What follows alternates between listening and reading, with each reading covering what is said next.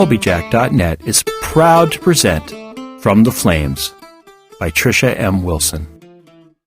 The people of the fire, the Blesa, led by their queens, have ruled the island of Alfeyju and oppressed the Driva, the people of the ice, for more than 16 generations. With the Drivian King in hiding and little hope on the horizon, the Driva looked to one person to save them from the vile Blesa, the Diviana. According to legend, the divinely gifted Diviana will one day overthrow the Blesa and restore the Drivian King to his rightful throne. But with the search having lasted for more than 400 years, will the Diviana ever come to light? Willow is the slave of the Raskpil family. Bought at the age of 4, 20 years have passed since her life irrevocably changed. Her existence is no worse than any other slave, but within, Willow wonders if there isn't something more she should be doing with her life other than serving the ungrateful.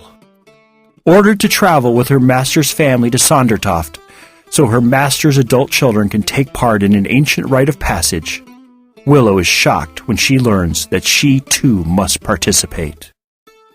Will she fail, as all before her have? Will she rise to the challenge and become stronger after passing through the flames? Episode 76. Then she'll probably search at night. Everyone will be asleep, so you'll be undisturbed, Sigurd said. But they'll also be very close to those same sleeping people, Kalina reminded him. If they searched during the day, the servants would be out and about and not in their rooms. There'd be less of a chance of discovery. Night or day? Night or day, Hawk muttered. You both make good points. But I think I agree with Kalina on this. If we try to search during the night, any sound we make is going to be magnified. At least during the day, if they hear the squeak of a floorboard, they'll think it's foundations settling or something else benign. All right, that'll take care of the maid, cook, and butler. But what about the guards? Kalina asked. We still have them to worry about. Won't they be patrolling the grounds? Azrin asked. Not all of them can, Sigurd said. If Kalina's right about the contents of the cottage, then it's a treasure trove waiting to be snatched up. There has to be someone there guarding the house. But who'd be dumb enough to steal from the queen? She'd find out, and then their lives wouldn't be worth anything, Loffen asked. Did you forget who you're talking to? Willow asked. If we're successful, we'll be technically stealing from the queen. She'll never even know, Sigurd said. She's so wealthy, she'll never miss one measly necklace. But what if that happens to be her most favorite necklace at the cottage? Loffen asked. She looked at the other women for support. You know how some women are.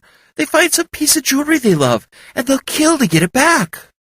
I think that by that point, she'll have more important things to worry about other than a necklace, Willow said. Anyway, she already wants to kill us, so what would the difference be? A couple thousand silver pieces? Where will the rest of us be while you're searching the cottage? Natzel asked. On the grounds? Hawk suggested. With thousands of acres, as long as you're far enough away, nobody should be able to find you. Is that smart, tempting fate that way? Azrin asked. It really doesn't matter where you are, Willow said, but if you're close, you could come to our rescue if something happens. But Hawk would be able to transport you out of any danger, Kalina said. If I'm conscious and alive. No guarantees as to what will happen when you're on the enemy's turf, Hawk said. When are we planning on executing this plan? And how we know when or if you're in trouble? Azrin asked. Not tomorrow, Willow said, and probably not the day after. In 3 days? How's that sound as a tentative date? Everyone seemed okay with her idea. As to how you'll know if we're in trouble, how about this? If we don't come back by a certain time, we're in trouble.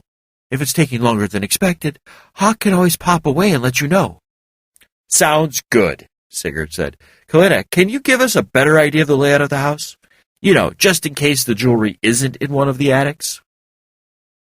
Or the queen's chamber. Don't forget that she has to have some jewelry there, Kalina said. Always the optimistic one you are, Hawk commented as she drew a rough outline of the cottage in the dirt. Yep, very optimistic that you're going to have a hard time being successful. They spent the rest of the day devising a plan. They knew what they were going to do, when they were going to do it, and how everything was supposed to happen. The only thing left was seeing if Hawk could transport a person without touching them, as he could do with inanimate objects. Hawk and Willow stood a couple feet away from each other, facing toward one another. Whenever you're ready, she said nervously. The plan was for him to transport her a couple 100 yards away, and then, if that was successful, he would transport to her location to get her. They didn't know if he'd be able to find her once she was somewhere else, but they had to risk it. Hawk stared at her very hard for a few minutes. When nothing happened, he said, It's not working. Maybe you're thinking too hard, Sigurd suggested. When you moved those rocks, were you thinking that hard? No, I thought about what I wanted to happen, and it happened. But I thought the exact same way in the beginning, and nothing happened. Come closer to me, Willow said. Maybe you have to be really close for it to work. Hawk took a few steps closer. But if that was the case, I could be touching you, and we'd get the same result. I know, but just try it. Hawk nodded and tried again. Again, nothing happened. I don't think this will work. I knew going in that there would be limitations on what I could do. This must be one of them. But there's no rhyme or reason to it, Sigurd said in frustration. Why does it work one way and not another? How am I supposed to know? The mist gave me the powers, but it didn't include instructions as to how to work them. We should move on, Willow said, trying to defuse the situation. Move on to what? Sigurd asked. To seeing if Hawk can find us, even if he doesn't know where we are. Hey, everyone, gather round, she yelled. It only took a few minutes before everyone was together. What we're going to do is hide in different directions. Hawk will wait 5 minutes and then see if he can find us. If he hasn't gotten to you by the end of an hour, come back, she said. Everyone understand? Sounds like hide and go seek, Laughlin said. Haven't played that in years. It is hide and go seek, with Hawk being it. Let's hide. Willow ran into the woods, making a lot of noise as she went. When she was well out of sight from the camp, she started looking around for a good place to hide. It wouldn't do to hide behind a bush or a tree. She needed somewhere he'd have difficulty finding her. Then she got an idea. Looking up, she saw that all the trees still had their leaves. Their bright colors hid the branches from view. She found a tree she could easily climb and got situated. Once comfortable, she waited.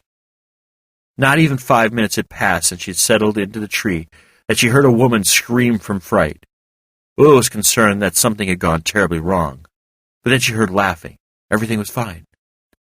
Probably Kalina, Willow thought. Laughlin would never scream like that. A few minutes later, Hawk appeared by her tree. She stayed quiet and looked down at him through the leaves, trying her best not to move. He looked around for her, frowning as he did. Not seeing her, he walked around the area a little, searching behind bushes and trees. Still not finding her, he came back to Willow's tree and muttered something she couldn't hear. He took another good look around and then disappeared. Obviously, he was going to find someone else.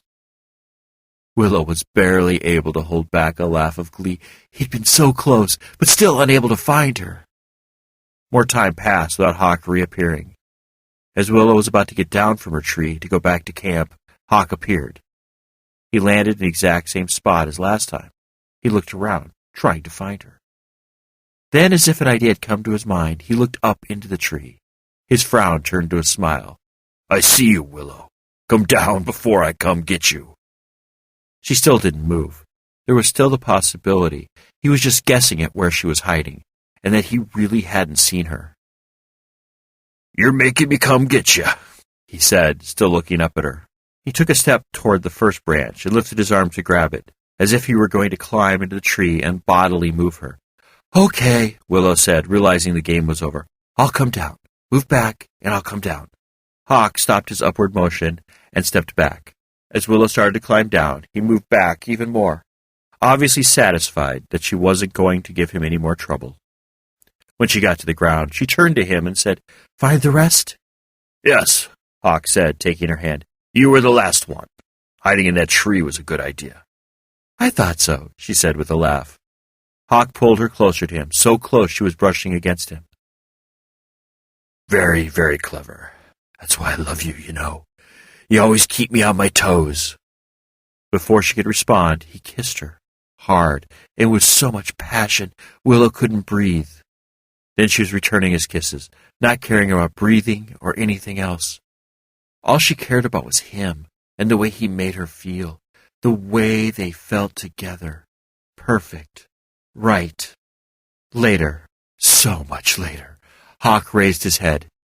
I care for you more than I've ever cared for another human being in my life.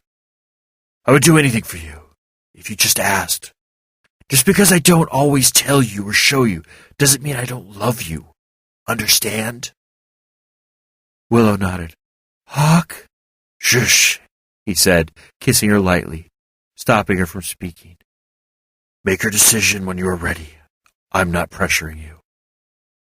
Pulling back, he took her hand and squeezed it. Ready to go to the others? Yes, she said, her voice soft. Hawk squeezed her hand one more time before he transported them to camp.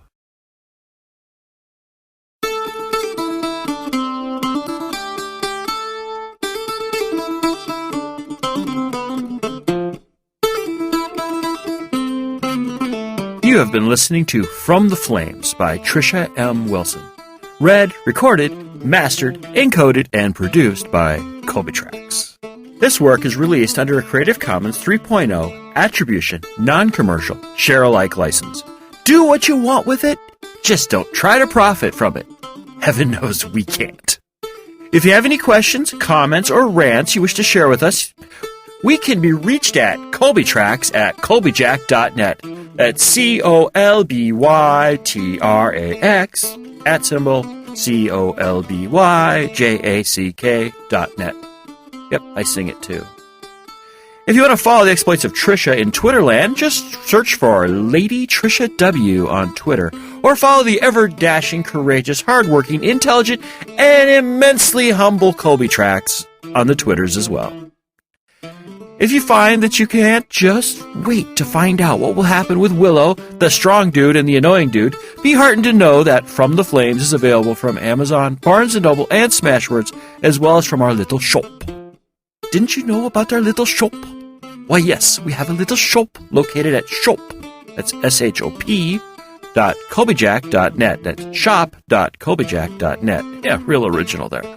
There you will find the latest ebook versions of all our works in both Mobi and ebook, all DRM-free, as well as audiobook versions of such works as Firmware Hijacked and Proxy, as well, naturally, as well as From the Flames.